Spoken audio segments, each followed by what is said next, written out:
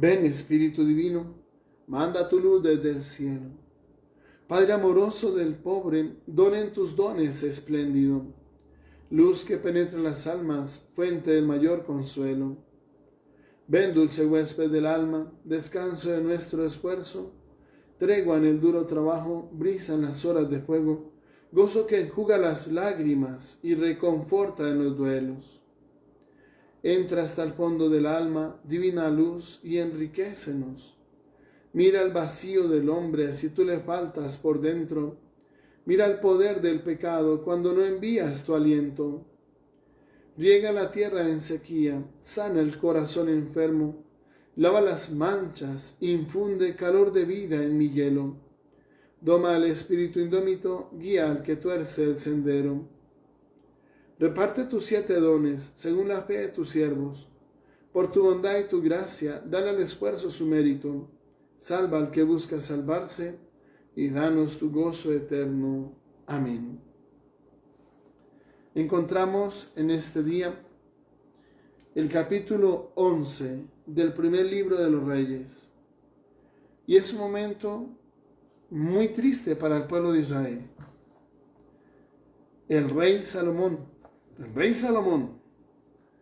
del que se esperaba tanto, porque pues había recibido grandes regalos de parte de Dios. Esa sabiduría que Dios le concedió no era cualquier cosa, era un don de Dios, era un don extraordinario de Dios. Que hasta el mismo Señor dice, te daré un corazón sabio, prudente, inteligente, como no lo ha habido antes de ti, ni lo habrá después de ti. Eso era algo muy grande. Pero viene una situación delicada. El rey Salomón al final de sus días no perseveró. Desvió su corazón a otros dioses, porque falló a un mandamiento que Dios había dado, y era el mandamiento de no emparentar con los gentiles, con los no judíos. Ese mandamiento, que por cierto sigue vigente, es delicado. Es necesario, cuando uno va a buscar pareja entre personas de la misma religión. Este es un tema importante. Muchos ni siquiera lo saben, pero esto es delicado. Por eso el Salmo lo denuncia. Salmo 106, entre paréntesis 105, lo denuncia. Emparentaron con los gentiles, imitaron sus costumbres, adoraron sus ídolos y cayeron en sus lazos. Esto es el punto. Emparentaron con los gentiles. Eso estaba prohibido por Dios. Estaba prohibido por Dios. Y es que realmente es un riesgo y grande. Es un riesgo. Pone en riesgo la fe, la salvación, muchas cosas. Es peligroso. Por eso Dios lo prohíbe rotundamente. Dios lo prohíbe. Pero Salomón cayó en ese pecado. Ahora, ¿por qué? Pues había una cosa. Ese emparentar con los gentiles, ¿por qué fue? Pues porque a nivel de los reyes, cuando en un reino, un rey se casa con una princesa de otro reino, establece una relación fuerte, un vínculo fuerte entre los dos reinos. ¿Sí? Ese otro reino, con quien ahora se acaba de casar con la princesa de allá, pues nunca iba a atacar al de acá, porque se había casado con su hija. ¿Sí? Ese era el punto. Ahí estaba. Esa es la razón por la cual Salomón cayó en ese pecado.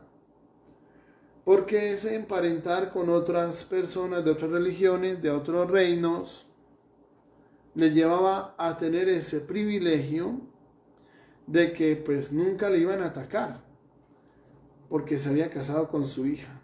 Ese rey de allá no le iba a atacar. Si hasta se casó con la hija del faraón, ahí está todo, ahí lo entendemos todo. Se casó con la hija del faraón.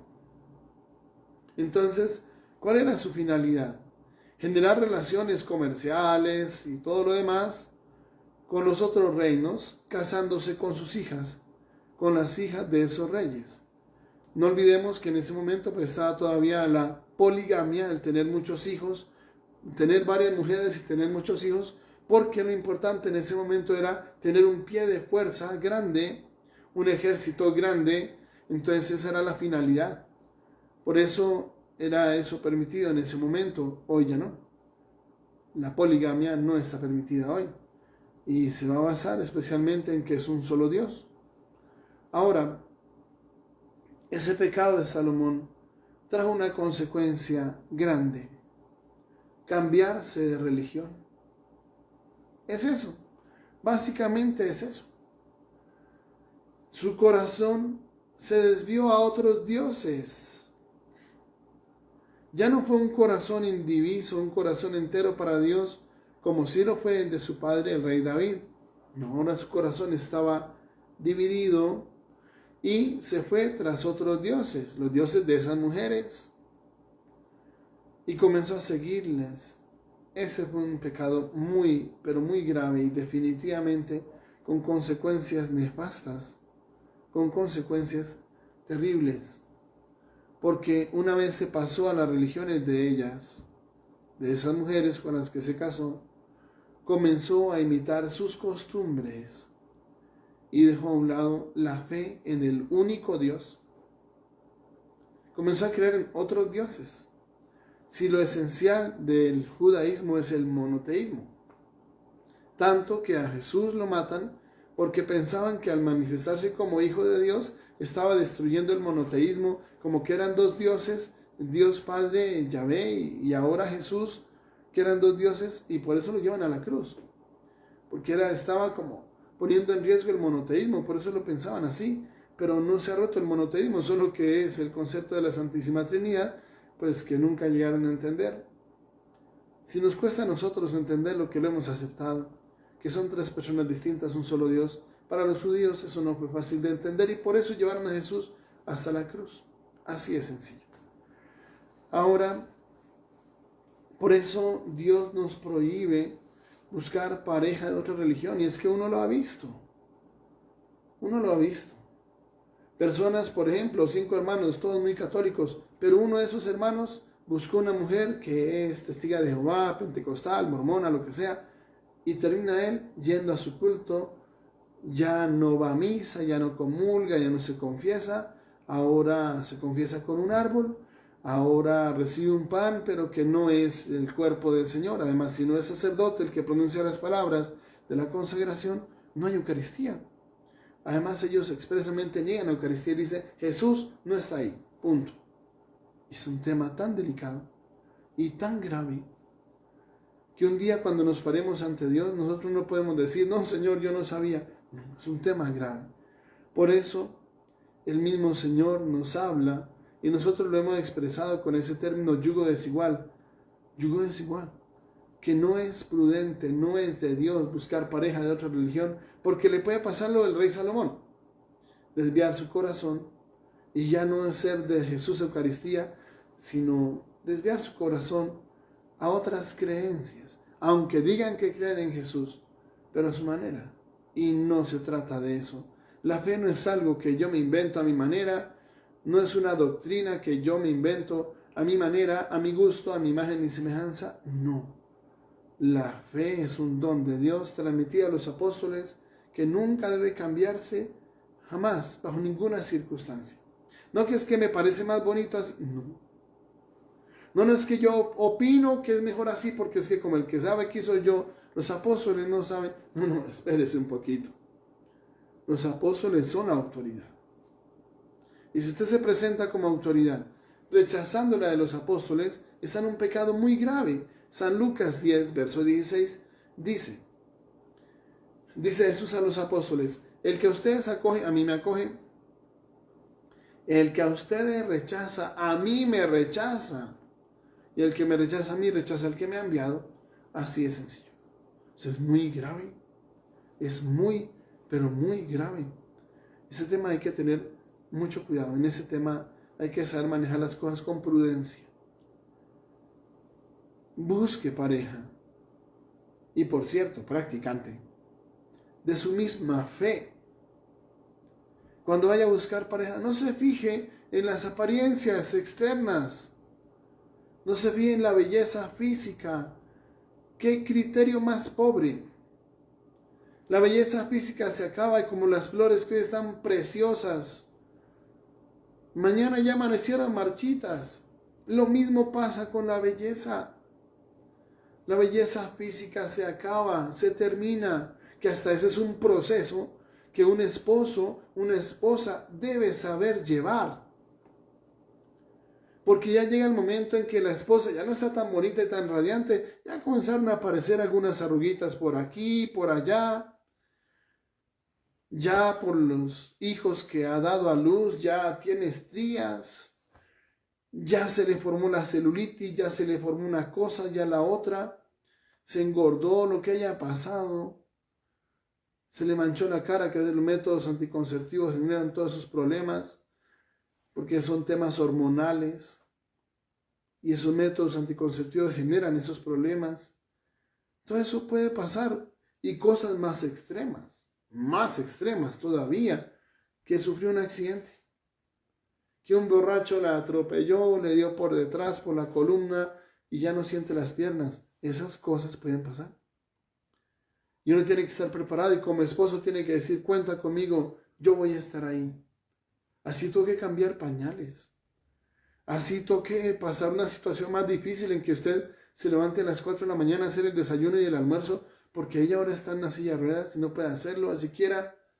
Y pues le toca ahora a usted eso y salir al trabajo, regresar y que toca estar pendiente de ella. Es difícil, pero es el camino. Además, eso sí es a ella a quien le pasa eso. ¿Qué tal que sea usted?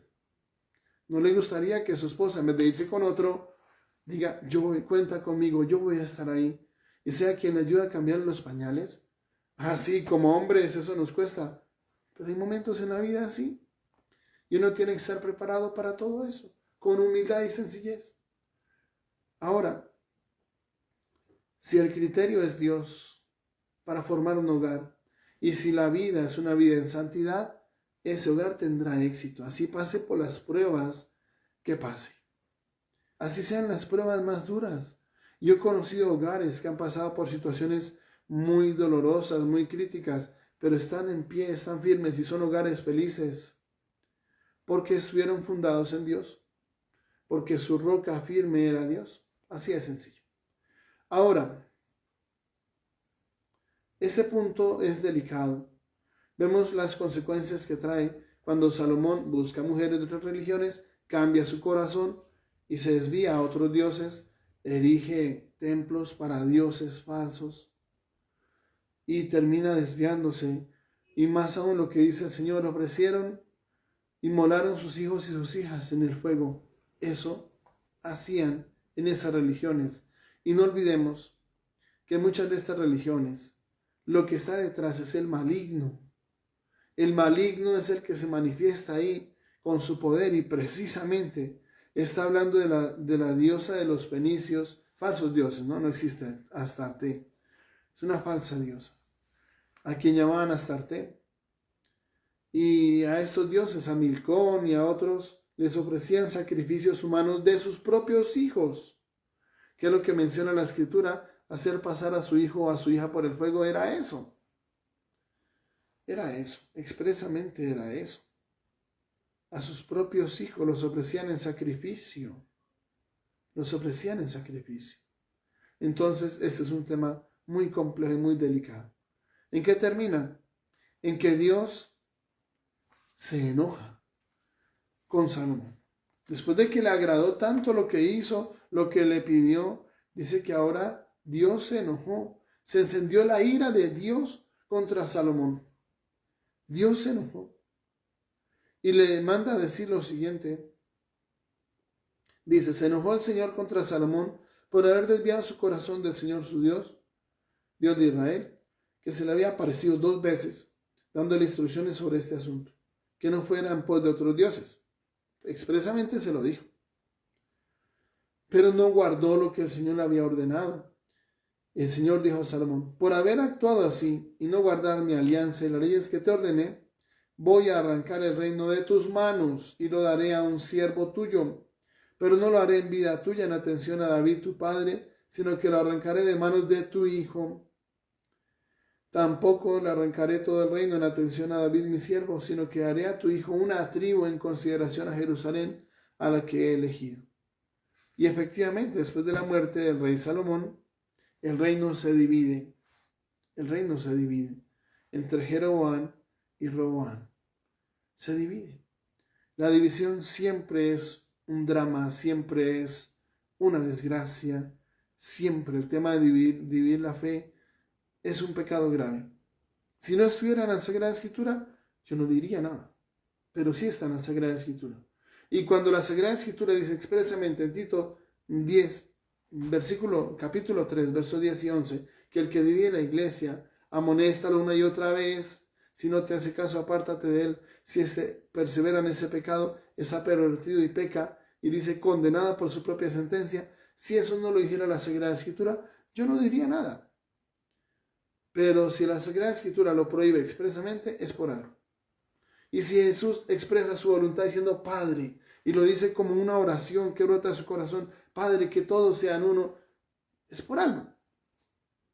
Eso no es un capricho de Jesús, o que le esté pidiendo a Dios una cosa imposible que nunca se va a poder realizar, que es el que todos sean uno.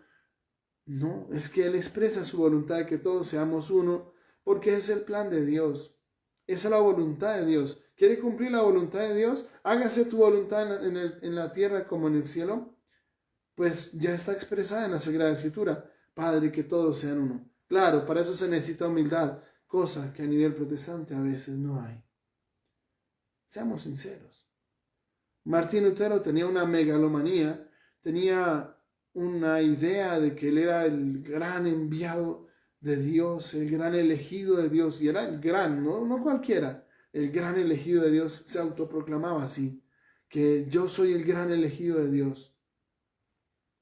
Y esa megalomanía, esa soberbia no le permitió entrar en un camino de que venga, hablemos. Cuando el Papa le envió esa carta llamada Exsurge Domini, donde decía levántate Señor en latín, donde decía venga, hablemos, ¿qué hizo? Quemó una carta. Y de paso quemó el derecho canónico, la historia de la iglesia, la vida de los santos, y dijo sola escritura. Es el principio protestante. Por eso quemó los libros de historia, del derecho canónico, el catecismo, todo lo que tenía que ver con la tradición de la iglesia, la quemó. Quemó todos los libros que tenían que ver con la tradición de la iglesia y dijo sola escritura. Lo que esté en la Biblia es lo único que vamos a cumplir, lo demás no. Entonces, purgatorio, no encontré la palabra purgatorio en la Biblia, pues no existe el purgatorio. Y así con muchas cosas. El 85% de la doctrina católica, para solamente un 15%, que Jesús salva por la fe, listo, ya creyó, listo, ya se salvó. Pero espérese, las obras que... Pero es un tema delicado. Además, cuando San Pablo escribe que las obras de la ley y la fe, no está hablando de la confesión, de la Santa Misa o de las obras de misericordia. Habla de las obras de la ley de los judíos. De los judíos. Que incluían los 614 mandamientos donde estaba la ley del sábado y todas las demás que Jesús quitó. Y efectivamente hoy no apedreamos a las mujeres que están en adulterio, a los hombres que están en adulterio. En el Antiguo Testamento sí. Eso fue lo que quitó Jesús. No está hablando de que la misa o que la confesión con un sacerdote es obra de la ley, que hay que quitarlo. No. Cuando la Sagrada Escritura dice las tradiciones. ¿Por qué tus discípulos no siguen las tradiciones de los padres de lavarse la mano hasta el codo y restregar muy bien, durar 15 minutos restregándose, que porque la impureza del mundo se le pega? Esa era la mentalidad que estaba en los judíos. Y Jesús les dice bien clarito, ustedes lavan por fuera la copa y el vaso y el plato, pero por dentro rebosan de maldad, de robos y rapiña. No.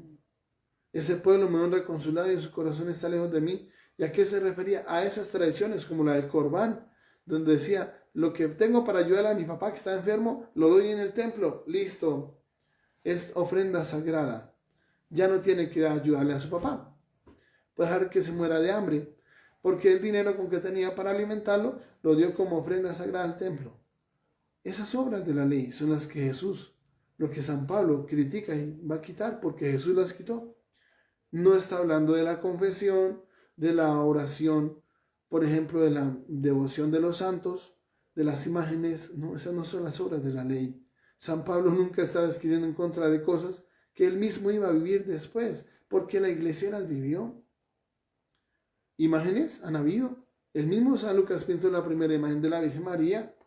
Además, si un solo texto dice, no harás imagen, pero otro texto dice, haz imágenes, no es hacer la imagen lo que está mal. ¿Es la imagen de qué? De los ídolos. Ese es el punto. Y hay que tener mucho cuidado. En ese tema hay que tener mucho cuidado. Y hay que saber manejar eso con mucha prudencia. Porque San Pablo nunca habló en contra de esas obras, de lo que la Iglesia Católica estaba viviendo, sino las obras de la ley que los judíos vivían en 614 mandamientos, que por cierto los judíos viven todavía hoy. Como lo del sábado. Tienen que contar los pasos. Pero eso que implica que si alguien se accidenta, usted no lo puede llevar al hospital, mucho menos cargarlo, coger una camilla y cargarlo, porque estaba prohibido por la ley. Así de sencillo. Por eso, esas son las obras de la ley que San Pablo menciona, no las obras de lo que ya se está viviendo en la Iglesia Católica como revelación de Dios a los apóstoles. Por ejemplo, los sacramentos, porque es una de las cosas que quitaron a nivel protestante, ¿sí? O que el sacerdocio, porque ellos quitaron el sacerdocio para que cualquiera pueda ser pastor o pastora. No, espérese un poquito. El sacerdocio no se ha abolido nunca. Nunca. Dios no vino a abolir el sacerdocio, que ya no es el del Antiguo Testamento ofreciendo sacrificios de animales, que ahora es cuando Jesús dice hagan esto en memoria mía. Ahí se instituye el sacerdocio del Nuevo Testamento y es con respecto a la Santísima Eucaristía, pero es que ellos no creen en la Eucaristía. Por eso hay que tener cuidado, hay que tener mucho cuidado, porque el enemigo es astuto y es muy sagaz. La división que fue la consecuencia grave del pecado del rey Salomón, la división de su reino, es también el pecado grave y la consecuencia delicada del pecado de la soberbia de Martín Lutero y de muchos seguidores de él. Y en esto hay que tener cuidado, la división nunca es el plan de Dios, nunca es el plan de Dios. Más aún, el Antiguo Testamento menciona unas profecías donde habla de la unidad de todos, que se cumplió en Pentecostés, que había confusión y ahora escucharon el mismo mensaje, aunque hablaban en lenguas distintas, y se unieron. Ese es el plan de Dios. Pero ir a otra vez a Babel, confundirse, que si la Virgen sí es virgen o no es virgen, que si el purgatorio sí existe o no existe, que si la Santísima Trinidad sí existe o no existe, porque muchos niegan la Santísima Trinidad con la Biblia, con el Nuevo Testamento en la mano, pero niegan la Santísima Trinidad. Niegan la Santísima Trinidad. Que son unitarios, que no sé qué. No, hay que tener cuidado. En eso hay que tener mucho cuidado. Ahora, este Evangelio nos presenta un elemento que llama mucho la atención. Una sirofenicia de los que adoraban a Astarte, de los mismos que desviaron el corazón de Salomón. Es la conexión exacta del Antiguo Testamento y el Nuevo Testamento. Una sirofenicia que adoraba a Astarte. Es la que se acerca a Jesús para decirle, mi hija tiene un demonio muy malo. Ah, y por cierto, no olvidemos una cosa. Esos pueblos sirofenicios eran pueblos donde la brujería era practicada por todo el mundo. Muy probablemente esta hija de ella estaba endemoniada porque la habían llevado a un rito de brujería. Lo más fijo y seguro era eso, porque ellos hacían eso. ¿Sí? Esa era la situación de los sirofenicios. Se hará consecuencia de su pecado de invocar al maligno para sus ritos diabólicos, satánicos, de brujería, porque esas son cosas del diablo. Y buscar a un brujo es contratar al maligno en persona para que le haga favorcitos. Es hacer un pacto con el diablo vendiendo su alma a cambio del favorcito que quiere. Sea salud, sea la economía, sea que tenga muchas mujeres, porque eso es lo que algunos van a pedir. O sea pactos con el diablo para que las balas no le entren en el cuerpo o lo que sea. Que yo conozco casos de esos. Yo he hablado con personas que han hecho esos pactos. Uno como sacerdote conoce de todo un poquito. Yo he hablado con personas que hicieron pacto para que las balas no les entren y efectivamente no les entran. Se le puede disparar, descargarle una metralleta y ve cómo las balas pegan ahí en el pecho, como si fuera la película de Superman, y las balas caen al piso y no le entra ni una. Eso, yo he hablado con personas que han hecho eso.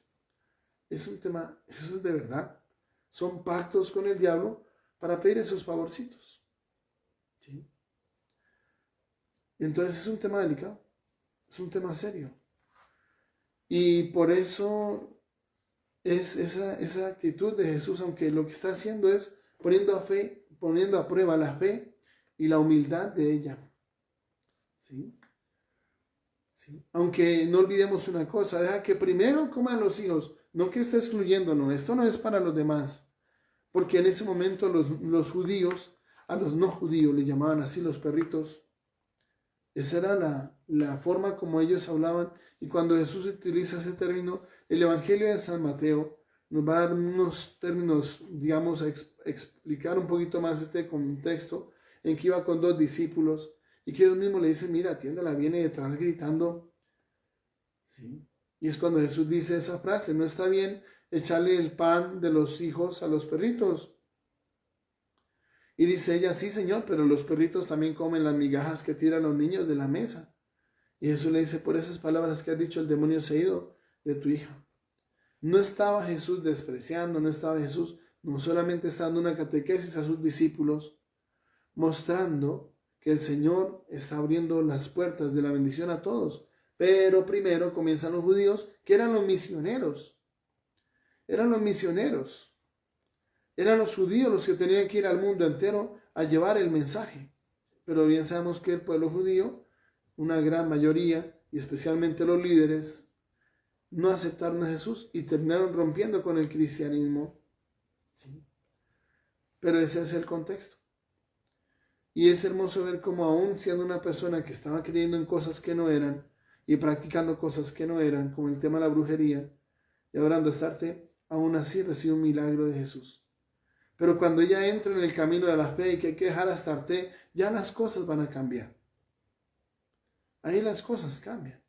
Porque una vez entra en el camino de la fe, ya está abriendo las puertas de la bendición. Mientras que uno ponga su fe en Astarte o en cualquier falso dios, donde el maligno se presenta así como un falso dios, pues está lejos del camino. Ese es el punto. Entonces es necesario conocer bien el contexto para no terminar pensando al revés de Jesús, como alguno por ahí decía, que era que Jesús no tenía humanidad, que es que Jesús no era misericordioso, que es que... No, eso es pecado.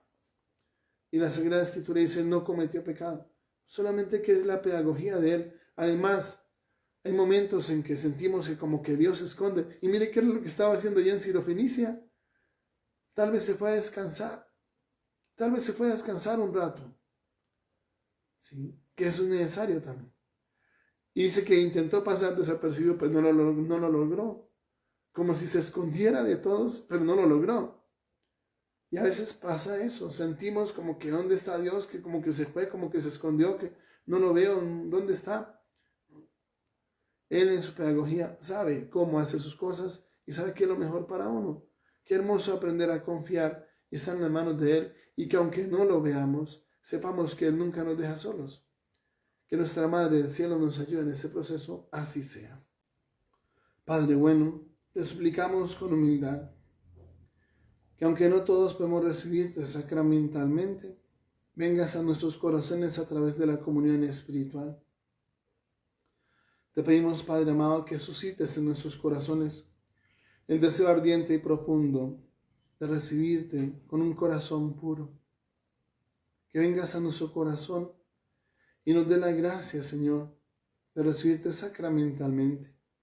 Te lo pedimos a ti que vives y reinas por los siglos de los siglos. Amén. El Señor esté con ustedes y con tu espíritu. La bendición de Dios Todopoderoso, Padre, Hijo y Espíritu Santo, descienda sobre ustedes, sus familias, permanezca para siempre. Amén. La alegría del Señor y nuestra fuerza pueden ir en paz. Demos gracias a Dios.